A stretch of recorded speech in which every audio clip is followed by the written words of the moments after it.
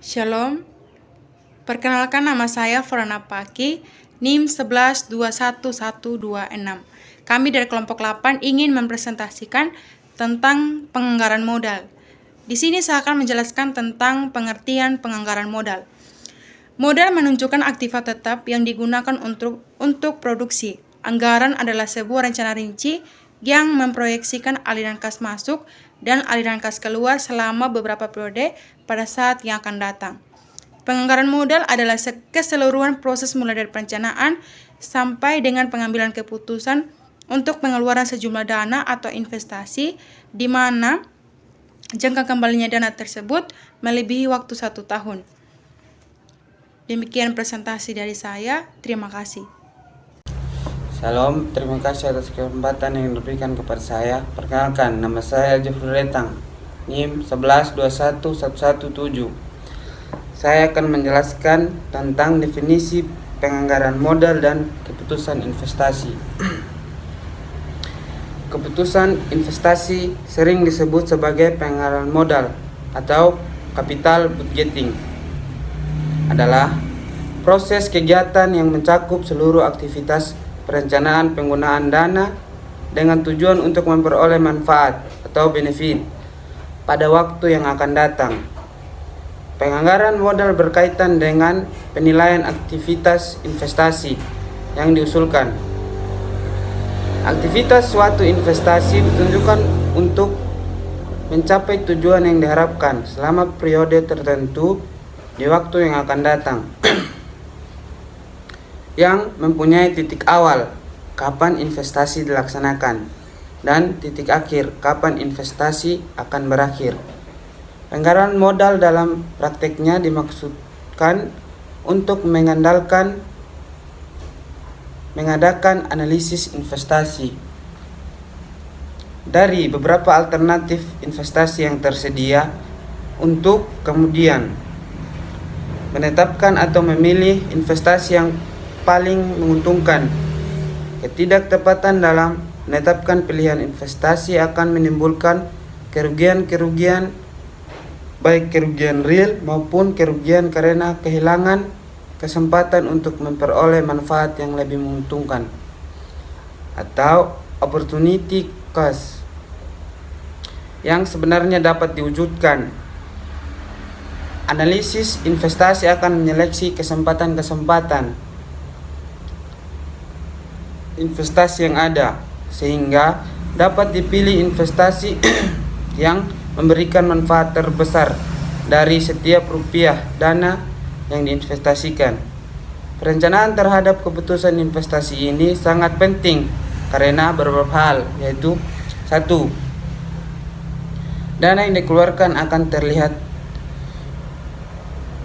terikat untuk jangka waktu yang panjang.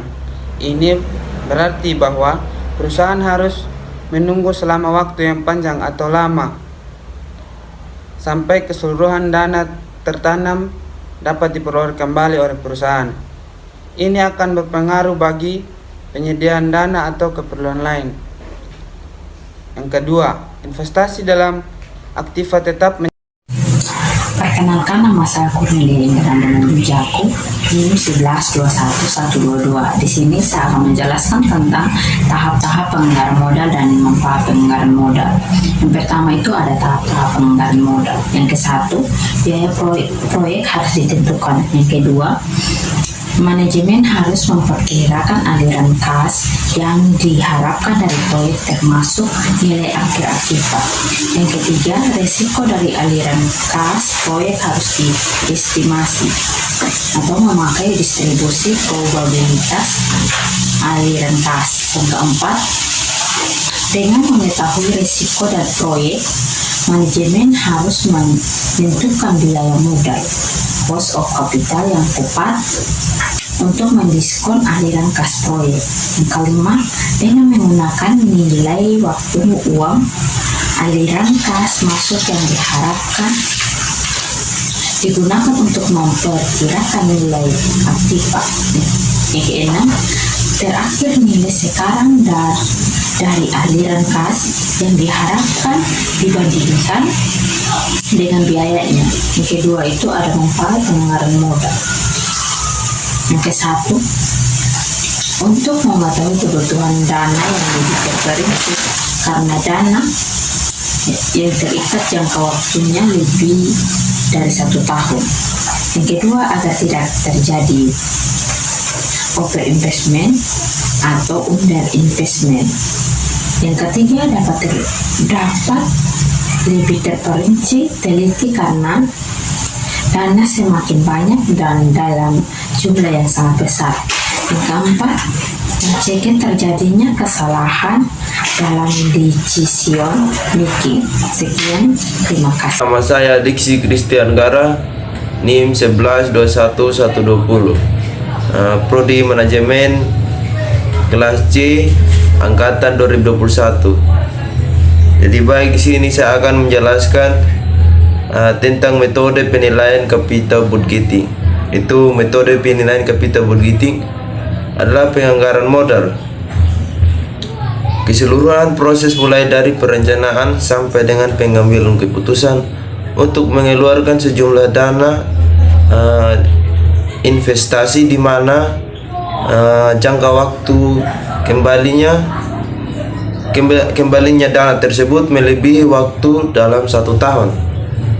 Capital budgeting juga bertujuan untuk membuat keputusan investasi dengan berbagai pertimbangan yang komprehensif, sehingga keputusan pendanaan yang dilakukan memberikan keuntungan kepada perusahaan sekaligus memberikan keuntungan kepada para pemegang saham, sehingga hal ini yang akan menyebabkan pentingnya penganggaran modal atau biasa yang disebut dengan capital budgeting. Di antaranya meliputi sebagai berikut. Yang pertama itu keputusan penganggaran modal akan berpengaruh pada jangka waktu yang lama sehingga perusahaan kehilangan fleksibilitasnya. Penganggaran modal yang efektif akan menaikkan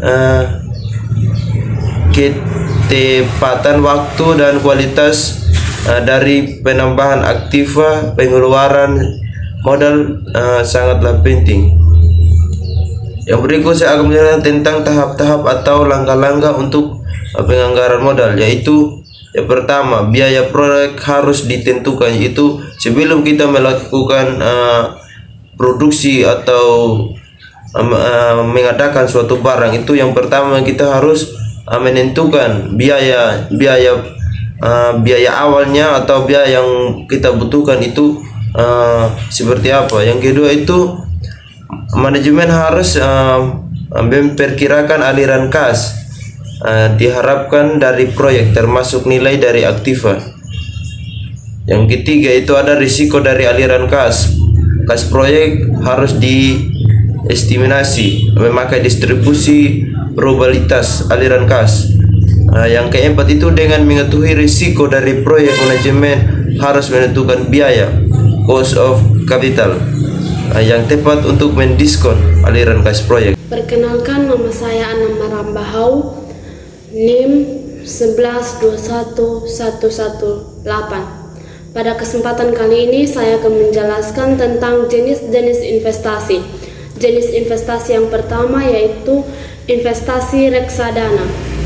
Investasi reksadana adalah investasi yang bisa dikatakan paling cocok untuk para pemula yang masih ingin belajar berinvestasi tapi tetap terhindar dari risiko tinggi dan menghasilkan cuan. Banyak perusahaan yang menyediakan investasi reksadana menawarkan modal awal dengan biaya yang sangat rendah, mulai dari 10.000 sampai 100.000 saja. Selain itu, kita tidak perlu memantau setiap saat karena dana yang dikeluarkan sudah dikelola oleh manajer investasi. Jenis investasi yang kedua yaitu investasi saham. Investasi saham menjadi instrumen paling populer tidak hanya di Indonesia tapi juga di negara lain. Dengan membeli dan menjual saham secara tepat, kamu bisa berpotensi mendapatkan keuntungan berkali-kali lipat dari modal awal. Bahkan bisa dikatakan bahwa saham saat ini menjadi satu-satunya instrumen investasi yang bisa berikan keuntungan paling tinggi dari jenis investasi lainnya. Yang ketiga, jenis investasi emas. Emas dan logam mulia merupakan salah satu instrumen investasi yang terkenal di kalangan masyarakat Indonesia dari dulu hingga kini. Investasi ini juga cocok bagi kamu yang ingin memiliki investasi jangka panjang yang cenderung aman karena harga emas dan logam mulia akan terus naik. Investasi emas juga bisa dikatakan sebagai investasi dengan modal yang murah jika melakukannya secara online dan menggunakan sistem menabung emas, karena kamu bisa menabung emas dimulai dari puluhan ribu sampai ratusan ribu rupiah. Jenis investasi yang keempat yaitu obligasi. Obligasi adalah surat utang jangka menengah maupun panjang yang dapat dipindah tangankan. Surat utang ini berisi janji dari pihak penerbit untuk membayar imbalan berupa bunga pada periode tertentu dan melunasi utang pokok pada waktu yang sudah ditentukan kepada pemegang obligasi. Imbalan bunga yang diterima oleh pemegang obligasi adalah kupon. Obligasi merupakan investasi yang cocok tertentu dan melunasi utang pokok pada waktu yang sudah ditentukan kepada pemegang obligasi. Imbalan bunga yang diterima oleh pemegang obligasi adalah kupon. Obligasi merupakan investasi yang cocok dicoba jika kamu menginginkan investasi yang aman dan dijamin oleh pemerintah, sebab risiko terjadinya gagal bayar investasi obligasi cukup minim. Sekian penjelasan tentang jenis-jenis investasi dari saya. Shalom dan terima kasih. Shalom, selamat sore untuk kita semua. Perkenalkan, nama saya Mimi Rambumura, NIM 1121119. Saya dari kelompok 8 akan menjelaskan kriteria penilaian investasi. Yang pertama itu ada payback periode dalam tahun sama dengan investasi laba tunai rata-rata per tahun. Misalnya, suatu rencana investasi membutuhkan investasi mula-mula, akuntansi diferensial sebesar 80 juta. Nah, diperkirakan laba tunai setelah pajak per tahun itu selama 5 tahun berturut-turut yaitu 23 juta, 18 juta, 21 juta, 36 juta, dan 25 juta. Nah, perhitungan payback periode jika aliran kas masuk bersih setiap periode itu tidak sama, maka kita akan membuat tabel di bawah ini. Nah, kita lihat tabel yang pertama itu di tahun pertama itu laba tunai 23 juta, di tahun yang kedua itu laba tunai 18 juta, di tahun ketiga laba tunai 21 juta, di tahun keempat laba tunai 36 juta, dan di tahun kelima itu laba tunai 25 juta. Nah, adapun investasi yang ditutup 23 juta, 18 juta, 21 juta, dan 18 juta. Maka hasil akhirnya 80 juta. Nah, kenapa kita bisa mendapatkan 80 juta? 80 juta ini kita dapat dari penjumlahan investasi yang ditutup dari tahun pertama sampai tahun keempat. Maka kita mendapatkan hasil 80 juta. Nah, yang berikut itu ada payback periode yang diperlukan. Dari tahun pertama sampai tahun ketiga itu ada 1,0 dan di tahun keempat itu ada 0,5. Nah, hasil akhirnya 3,5. Kenapa kita bisa mendapatkan 3,5? Karena dari tahun pertama ini sampai tahun keempat payback periode yang diperlukan ini kita jumlahkan. Jadi kita mendapatkan 3,5. Nah, kesimpulannya dalam jangka waktu 3,5 tahun, investasi sudah dapat kembali sebelum masa umur ekonomisnya habis. Mungkin demikian yang dapat saya presentasikan. Terima kasih.